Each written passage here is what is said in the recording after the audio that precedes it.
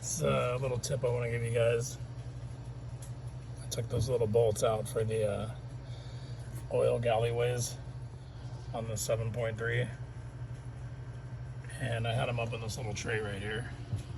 Seemed like a great idea, and I had rags all over in case something did fall, but I went to grab something and tipped this whole tray upside down, and everything flew out of it.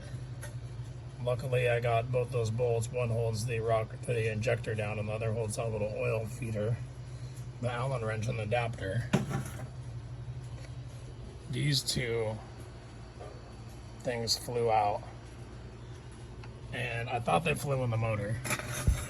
Just to be really honest with you, the Allen wrench disappeared. These are so small that they could have flown down in these holes anywhere, these oil return lines and stuff. So I got really lucky.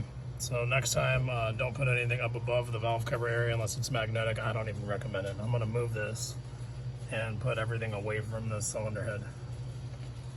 That's my tip. Got really lucky this didn't end up in the pan or somewhere else. I'm going to install them right now. That's the next tip, is after you take them out and drain them, just install them. Probably a better idea.